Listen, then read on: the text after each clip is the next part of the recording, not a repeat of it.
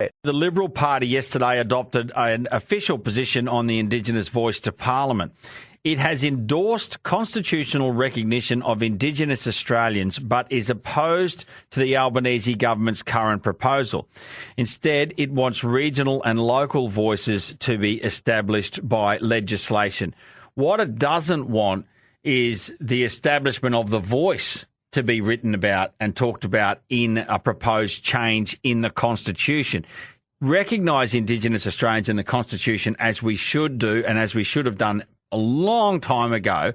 And then if you want to do the voice, you legislate for it in other parliaments. The front bench will be bound to advocate a no vote. Opposition leader Peter Dutton will campaign for a no vote. Backbenchers will be free to vote and campaign as they wish, but not many. Only one I can find so far is talking out against this decision, saying that they want to advocate a yes vote. All Liberal state leaders are either backing a yes vote or are keeping an open mind, so they don't want to ruffle the feathers too much in the individual states. There's a lot to dig into here. There's a lot happening in federal politics outside of the voice as well. Ted O'Brien, we've invited him on the show. He's the Shadow Minister for Climate Change and Energy and the federal member for Fairfax on the Sunshine Coast. How are you, Ted? Very well, Breeny. Yourself? I'm well, thanks. So you have to stick to the no position, being a frontbencher? Well, I have to say I support exactly where we landed, so it's not a matter of you have to stick to it. Indeed, we will see solidarity when it comes to the front bench of the coalition. With that said, there was overwhelming support from the entire party room yesterday. Of course, in typical Liberal Party principle, people are allowed to express their own view. The Labor Party doesn't give their MPs and senators such freedom, but we do. And so there may well be Liberal Party members who prosecute the case for a yes for this sort of Canberra voice that Albanese is pushing. And look, that's okay. But where we landed as a party room, and certainly what I support, is the need for us to have a form of constitutional recognition for our Aboriginal and Torres Strait Islander people. And we also need to make sure that we've got advisory bodies at the grassroots level, at the local level, and the regional level. But the Prime Minister himself still to this day cannot explain how his voice is going to work. And what he's wanting to do with this Canberra voice of his is to change our foundational document in this country. I mean, constitutional change is a big deal. And if you cannot answer the most basic of basic questions about it, how on earth can you expect the Australian people to give you a blank check?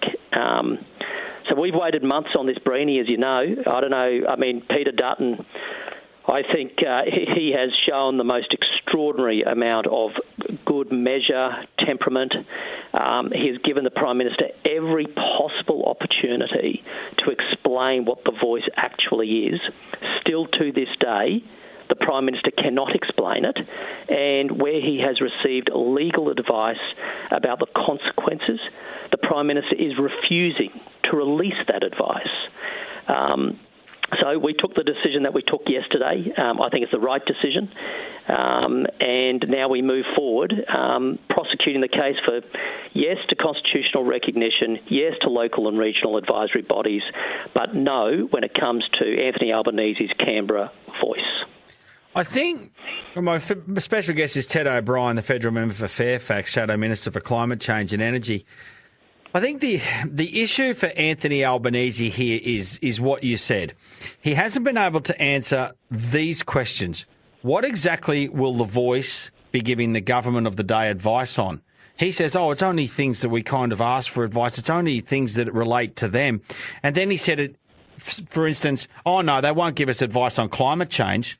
Well, why wouldn't the people of the Torres Strait want to give advice on what they think the impact of climate change is on the people of Torres Strait. So he's tripping up all over himself. He doesn't know how the people of the voice will be chosen, how many there will be, how they will be chosen, whether the states choose them and send them. He can't tell us whether they're going to be paid. He can't tell us whether they're going to be dismissed. And he can't even tell us whether they're going to have an office that racks up expenses. And it leaves his position very exposed, and it leaves us as a nation exposed, Ted O'Brien, that will be labelled racist if we say no. And look, the Prime Minister has tried to set the argument up like this, and I think it's appalling. He has totally botched the process. There is a genuine risk here that the way Albanese has set up this referendum, that it actually divides Australians. At its very core, it seeks to enshrine in the Constitution two types of Australians. I don't understand why he hasn't done the thing that there is unity for. There is unity in the Parliament, and I believe in Australia for a form of constitutional recognition of our First Peoples. It'd get 70%, Ted O'Brien. I think the plebiscite, which wasn't a referendum on same-sex marriage, was high 50s. If it was a recognition in the Constitution of Aboriginal Torres Strait Islanders, it'd get 70. And look, if Labor wants to sit down with the coalition on that, Peter Dutton would be there in a heartbeat. Because I haven't spoken to one Australian who doesn't want our First Peoples' lives to be improved, better outcomes, especially for Indigenous people in remote communities, women and children in particular. There are serious issues here. And around that, in terms of also the pride that we can have in Australia of our First People, the oldest continuous culture in the world, Australians are people of goodwill. Around that stuff, we have unity. Why don't we focus on that as a nation? And that's what the coalition has been saying. But Albanese is refusing to have any serious level of engagement. It's his way or the highway, and he is demanding that the Australian people go to the polls, vote on something that he cannot explain, and he continues to withhold legal advice from the Solicitor General. I've never heard of this sort of thing. So, but Albanese is going to own it.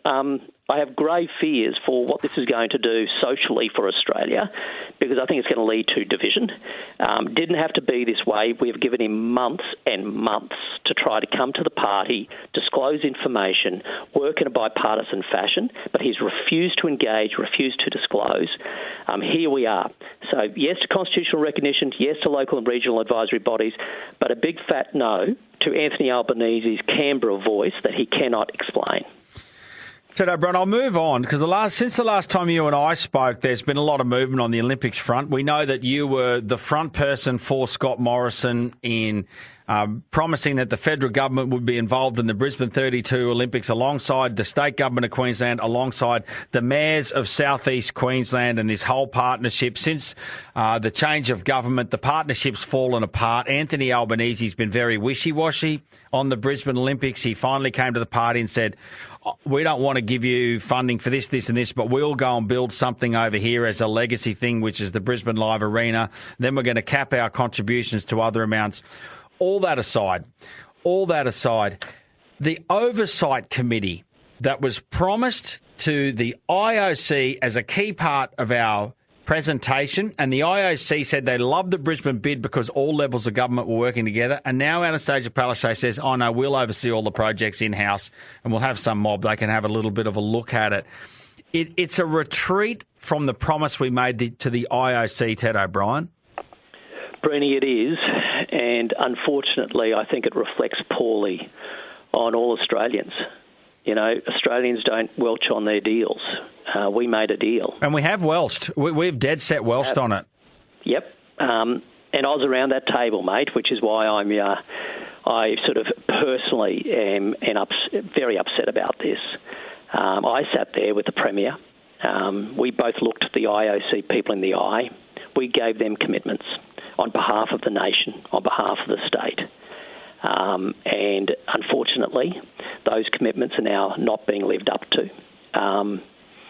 So I think it's an embarrassment on an international level.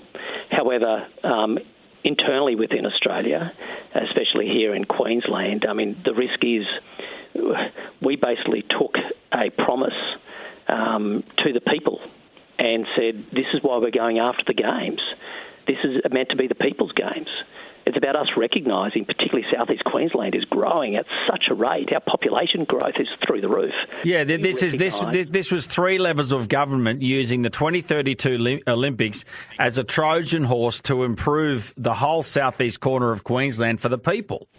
Correct, and you know what? We were open about that. I mean, you know, the Trojan horse was very open. You know, it was a see-through horse. You could see it coming. We were united, I thought, as 3 tiers of government, saying this is what we want. And you know what? The IOC were happy about this. And this is the whole thing. I tell you who's not at fault here, the International Olympics Committee. Who's not at fault is the Australian Olympics Committee. Who's not at fault is the organising committee of the Games. But who is at fault is the Queensland government. They have breached a compact with the Australian people, with the people of Queensland, and unfortunately they have led to a breach of a promise made to the International Olympic Committee. So, you know, here we are. I still believe in the Games, by the way, Breeny. I know, we all do. We all do, but they have to be done right because they're ours. Exactly. They belong to the people. They don't belong to the politics. And this was the beauty about having an independent oversight group. It takes people like me, a politician, out of the whole thing. I mean, the last thing you need, and I say this with all due respect to my colleagues at every tier of government, the last thing you need is a bunch of politicians making all the decisions, because then it becomes political. And so when Scott Morrison charged me with the responsibility to try to negotiate this thing, one of the conditions we put in place was, let's take the politics out of this. And the best way to do that is to establish an independent body that has all the right governance in place, that can manage all of these sporting facilities. Of course, it calls on government for funding, but you have to ensure you are also unlocking capital from the private sector, which means you get more out of it. And it allows people to come to the table with unsolicited ideas. This was the vision of the whole thing. And, you know, government money was to be the catalyst for larger infrastructure projects. We're looking at congestion because of the population growth, especially rail. All of that, gone. Now it's being completely internalised within the office of the Premier and Deputy Premier. They'll run the show. And as for the people, well, too bad. You can watch. They can just pay for it. Sector, you can watch. Exactly. You know. Ted O'Brien, Shadow Minister for Climate Change and Energy, Federal Member for Fairfax. Have a great Easter. Thanks for the generosity of your time. And you too, mate. All the best here. Happy Easter. Bye-bye.